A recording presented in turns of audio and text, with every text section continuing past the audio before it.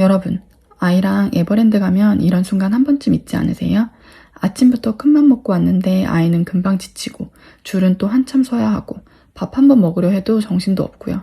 분명 하루 종일 돌아다닌 것 같은데 집에 와서 생각해보면 우리 오늘 뭐 했지 싶은 거예요.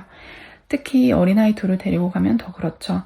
저희도 43개월, 22개월 아이들과 에버랜드를 자주 가는데요. 갈 때마다 느끼는 게 에버랜드는 하루에 다 보는 게 거의 불가능하더라고요. 그런데 이번에는 조금 달랐어요. 10년 만에 야간 운영을 하는 에버랜드에서 팬더도 보고 아마존 익스프레스도 타고 워터팡팡 페스티벌도 즐기고 밤에는 한여름밤의 반딧불이까지 보고 왔거든요. 그리고 이번에 이용한 게 바로 가든패스였는데요. 원래 15만 원인 패스를 저는 카드 제휴 할인을 받아서 10만 원에 구매했어요. 과연 이 돈을 내고 이용할 만한지 아이 둘을 데리고 직접 하루를 보내보니까 어떤 점이 좋았는지 오늘 한번 솔직하게 이야기해 볼게요. 저희는 에버랜드를 꽤 자주 가는 편이에요. 지금 43개월인 첫째가 36개월 되기 전에는 예전에 있었던 연간 회원권도 구매해서 이용했었고요. 그런데 아이들이랑 다녀보면 에버랜드가 생각보다 굉장히 넓잖아요.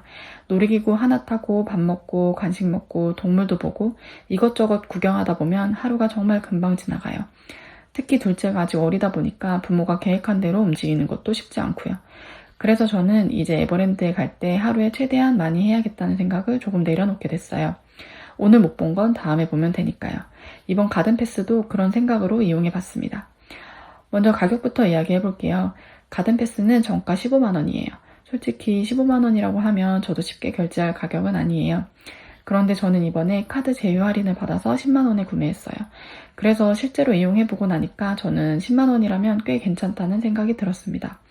반대로 에버랜드를 1년에 한두 번 정도 가시는 분이라면 굳이 가든패스를 선택할 필요는 없을 것 같아요. 일반 티켓을 할인받아서 구매하는 방법도 있으니까요. 그러니까 단순히 입장권 가격만 놓고 보면 가든패스가 훨씬 비싼 건 맞아요. 그래서 저는 가든패스는 에버랜드를 자주 가는 분들에게 의미가 있는 상품이라고 생각해요. 그럼 제가 이번에 가장 만족했던 부분은 뭐였냐면요. 의외로 놀이기구가 아니었어요. 전용 라운지였습니다. 여름에 아이돌 데리고 에버랜드 다녀보신 분들은 아마 공감하실 거예요. 날씨가 더우면 부모도 힘들고 아이들도 금방 지치잖아요. 그런데 가든패스를 이용하면 전용 라운지를 이용할 수 있어서 중간에 들어가서 시원하게 쉬어갈 수 있어요. 다과도 준비되어 있고요. 아이들이랑 하루 종일 돌아다니다가 잠깐 들어가서 쉬는 것만으로도 체력 차이가 꽤 나더라고요. 저희는 이번에도 날씨가 상당히 더웠는데 워터팡팡 페스티벌까지 즐겼거든요. 신나게 놀고 나서 라운지에서 잠깐 쉬었다가 다시 나가는 식으로 이용했어요. 아이들이 어리다면 저는 이런 쉬어갈 수 있는 공간이 생각보다 큰 장점이라고 생각합니다. 그리고 또 하나 편했던 게 서문 주차장 이용이었어요. 가든패스는 서문 주차장에서 바로 입장할 수 있어서 아이들이랑 움직이기가 편했습니다. 특히 아이 둘 데리고 나가면 주차하고 입구까지 이동하는 것도 은근히 체력이 들어가잖아요. 주차는 하루 전날까지 예약하면 무료로 이용할 수 있고요. 저는 여러 번 이용해봤는데 주차 때문에 힘들었던 기억은 없었어요. 오히려 주차 공간도 여유로운 편이었습니다. 그리고 이게 야간까지 놀 때 특히 좋았어요. 이번에는 에버랜드에서 10년 만에 야간 운영을 했잖아요. 저희도 낮부터 놀다가 밤까지 남아서 한여름밤에 반딧불이를 보고 왔어요. 아이들이랑 이런 걸 같이 보고 있으니까 낮에 놀이기구 몇 개 탄 것보다 오히려 여행 온 느낌이 나더라고요. 그리고 이번 방문에서 아이들이 가장 좋아했던 것 중 하나가 팬더를 보는 거였어요. 에버랜드를 자주 와도 아이들이 크면서 관심사가 계속 바뀌더라고요.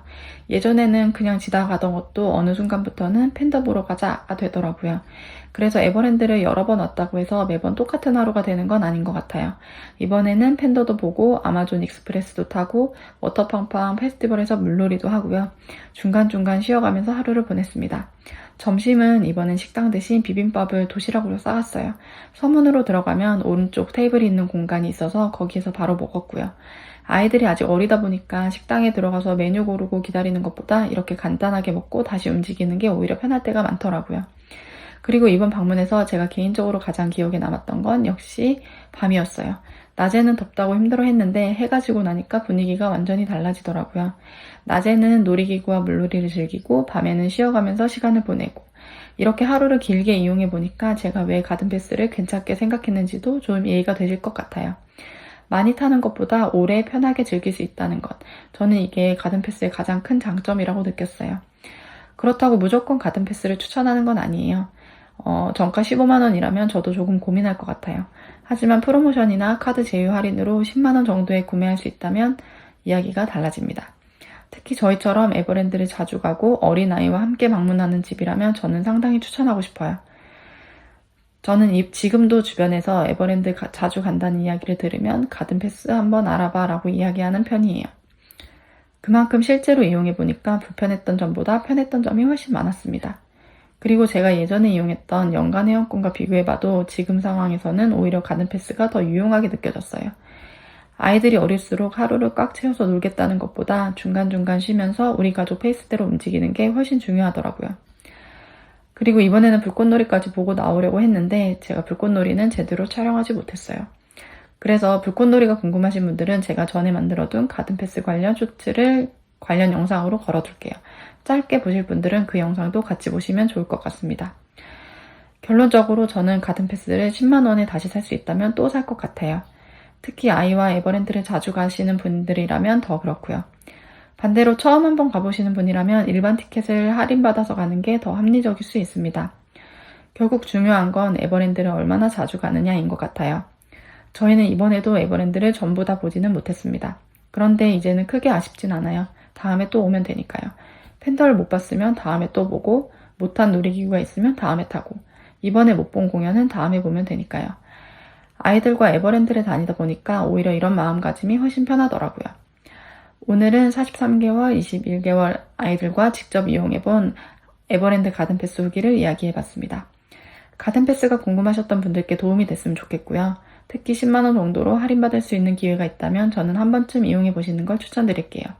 그럼 오늘 영상은 여기까지고요. 영상이 도움이 되셨다면 좋아요와 구독 한번 부탁드릴게요. 그리고 다음에도 아이와 직접 다녀와 보고 괜찮았던 곳들을 솔직하게 소개해드릴게요.